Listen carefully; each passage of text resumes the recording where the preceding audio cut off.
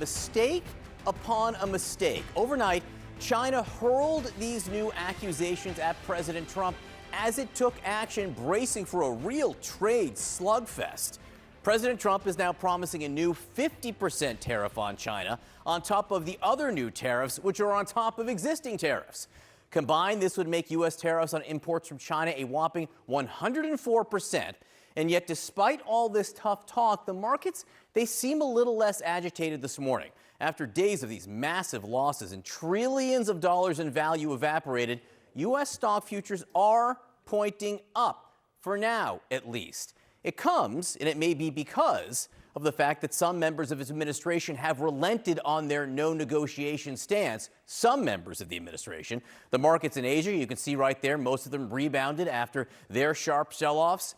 This comes, though, as China accused the U.S. of blackmail, and China is vowing to, quote, fight to the end if the president moves ahead with all of his threats. So let's get right to CNN's Mark Stewart in Beijing here, because the rest of Asia is in a different place than China is right now, and China really seems to be gearing up for a serious fight.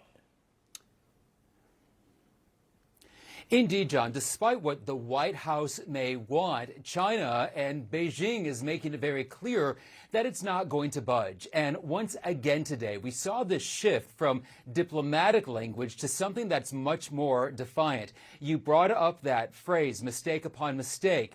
That is some of the language we heard today from China's Ministry of Commerce. And it's taking a very strong stance. In fact, it also went on to say that China will resolutely take countermeasures to safeguard its own rights and interests. As far as what those countermeasures could be, we heard from a state media commentator who brought up the point that we could see more tariffs targeting agriculture, things like soybeans, which we know are so important to American farmers and the broader economy, even restricting or banning American films. We heard at a press briefing just about 4 hours ago from a spokesperson from China's Ministry of Foreign Affairs. The messaging there, very strong, very firm. Let's listen to what he had to say. Pressure, threats, and blackmail are not the right ways to engage with China. If the U.S. disregards the interests of both countries and the international community, insists on launching a tariff or trade war, China will fight to the end. Fight to the end. That spokesperson was also asked, would China sit down at the negotiating table with the United States? His response, China has not shown any kind of genuine willingness to have a substantive conversation. John, that's where things stand now, just past 7 o'clock in the evening here in Beijing. Yeah, no, I know it's been a long day there in China, taking some measures to prop up its own markets. This is what you do if you're gearing up for a fight that may not end soon. Mark Stewart in Beijing, great to see you. Thank you very much. The Chinese Commerce Ministry firmly denounced President Trump's threat to raise cumulative tariffs on China to more than 100%. That could happen as early as this week. Let's bring in CNN's Christy Lu Stout in Hong Kong for us. Christy Lu, great to have you. Trump ratcheting up, clearly, the global trade war with this new tariff threat. How's Beijing responding? Well, Beijing is responding this way. It is calling Trump's 50% tariff threat, quote, a mistake upon a mistake, and it is vowing to fight until the very end. It was on Monday when we heard from U.S. President Donald Trump again when he ratcheted up the global trade war, lashing out at China for striking back and threatening a new 50% tariff against Beijing if Beijing doesn't remove its retaliatory 34% tariff. China is holding firm and China is pushing back. We heard earlier today from the Commerce Ministry of China issued a very defiant statement with this expert. Let's bring it up for you. The expert saying this, quote, the U.S. threat to escalate tariffs on China is a mistake on top of a mistake, which once again exposes the blackmailing nature of the U.S. China will never accept it. If the U.S. insists on its own way, China will fight to the end, unquote.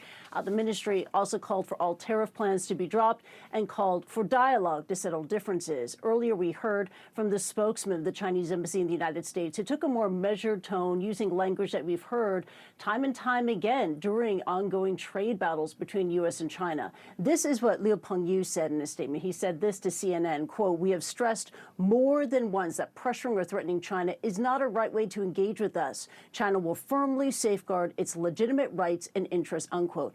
Now, China watchers are watching all this very, very closely and believe that China is going to hold firm and China is not going to budge. It's not going to give up.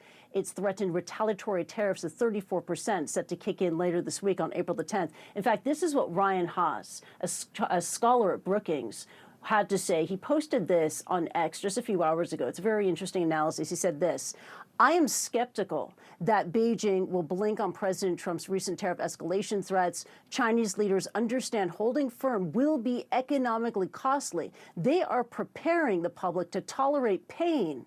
Politics may drive decisions," unquote. So, Rahel, China apparently not expecting any trade breakthroughs, not expecting any off-ramps here. Not only that, China is digging in.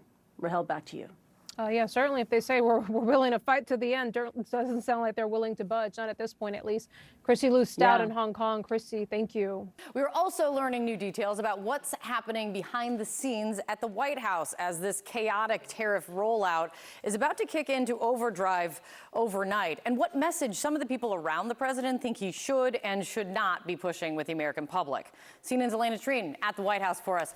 Elena, this is going to be quite the day. What are you learning?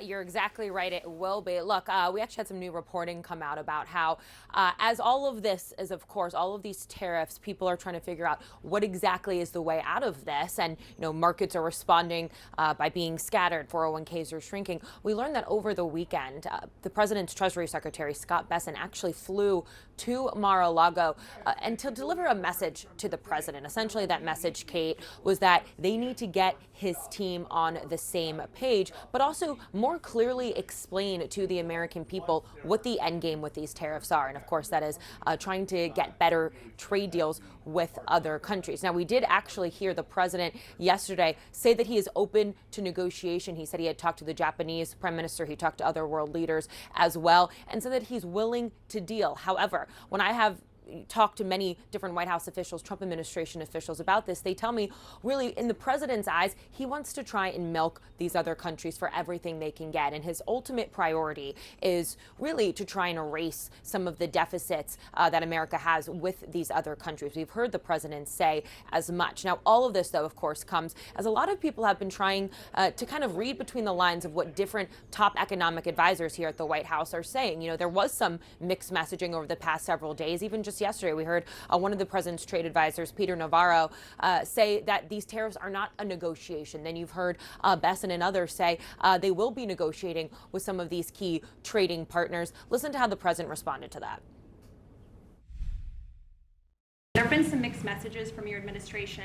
You're talking about negotiations, and yet others in your administration are saying that these tariffs are actually permanent. What is the action? Well, it could be. They can both be true. There can be permanent tariffs, and there can also be negotiations, because there are things that we need beyond tariffs. Now, Kate, one key thing as well to keep in mind, and this is something I've been picking up from officials behind the scenes, is that some people in this White House and administration do believe that the president needs to get some wins on the board, that some deals need to be made in the near term to essentially show the American people that their patience is worth waiting for, to have them buy in to this tariff plan. And again, as people are really worried about what is happening to the stock market, to their retirement accounts, worried about what's going on with their wallet. So all of that as we see these tariffs expected to go into effect later tonight. Kate? It seems we are also watching an evolving definition of negotiation, and negotiating is what we seem to be seeing from the president right now. Elena, thank you so much.